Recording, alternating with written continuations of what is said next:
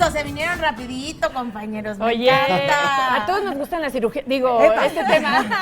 Pues sí, y es que bueno, ya está con nosotros el doctor Adrián Peralta Jerezano. ¿Cómo estás? ¿Cómo estás, Cirujano Adrián? plástico Bienvenido, doctor. ¿Cómo estás, reconstructivo. Adrián? Para hablar acerca de este tema que es tan interesante, ya lo sabemos mucho y todo el tiempo se está mencionando que México continúa aumentando en los rankings de obesidad. Sin embargo, gracias a las dietas, la cirugía bariátrica y los diferentes planes que hay de salud, la gente está empezando a bajar de peso y se tienen que operar después de que bajan de peso. ¿Cómo es esto, Adrián?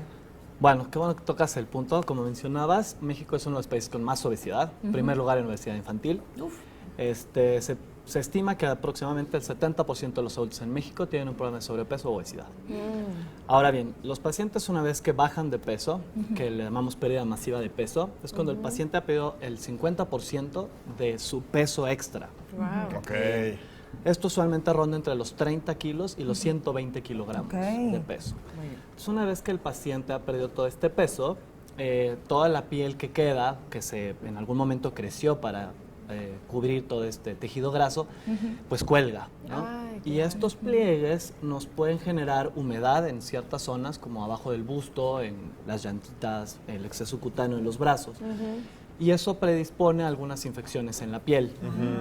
Pueden ser bacterianas Hongos. o hongos, precisamente, que son muy molestos, dan mucha comezón.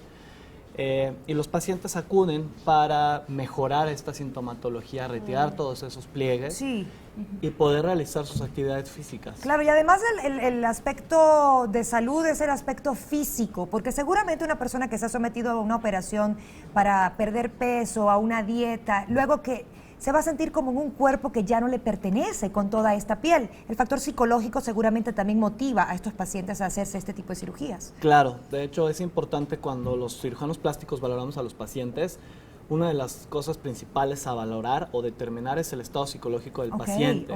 Entonces debemos contar con un equipo de profesionales, entre ellos un nutriólogo, un psicólogo, que evalúe si el paciente está en las condiciones óptimas para someterse a un procedimiento de este tipo, Sí.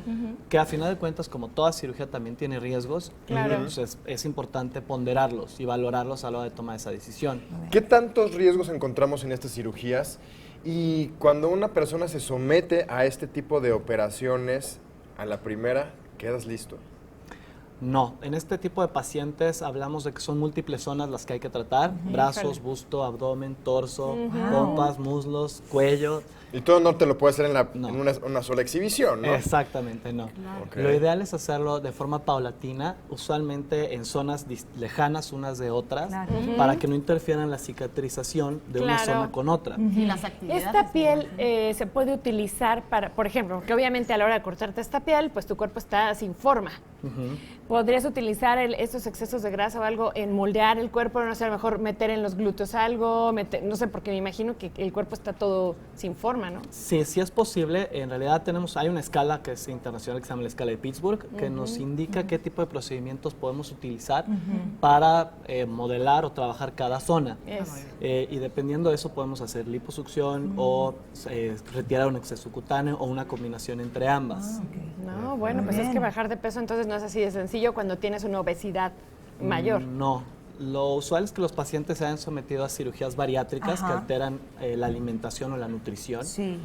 Entonces, estos pacientes, como preguntaba Enrique, tenemos que ver su estado nutricional y que ese estado nutricional no vaya a repercutir a la hora de cicatrizar esas heridas. ¿Solo todos serían candidatos al final, No, Adrián? no, es un proceso de escrutinio muy complicado y Fíjate. complejo. Ok. O sea, después de la cirugía bariátrica quedan un poco desnutridos, Así digamos. es. Se tiene que hacer un proceso con este equipo multidisciplinario que mencionabas, como la nutrióloga, de primero ponerlos, digamos, al 100 y después entrar a cirugía, ¿o cómo funciona? Es correcto. Usualmente esperamos que el paciente, 12 meses después de que se haya sido sometido a una cirugía bariátrica, Un año después. un año después, y que se mantenga en un peso estable al menos 6 meses. Ajá.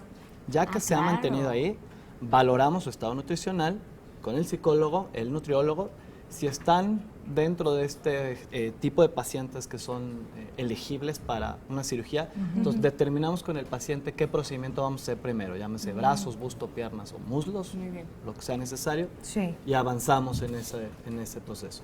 Y de acuerdo a esto, ¿hay límites de edad? Me pregunto, mayores de edad y hasta 60 años, ¿hay un límite? ¿Hay una, digamos, ustedes dicen, no, una persona ya muy mayor no puede someterse a esto?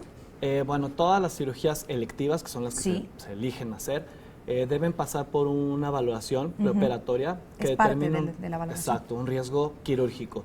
Si ese riesgo quirúrgico se va, digamos, a un 3 o 4, cuando son 4 los niveles, habría que valorar si el riesgo o el beneficio de esa cirugía vale la pena, pero no tenemos un límite de edad.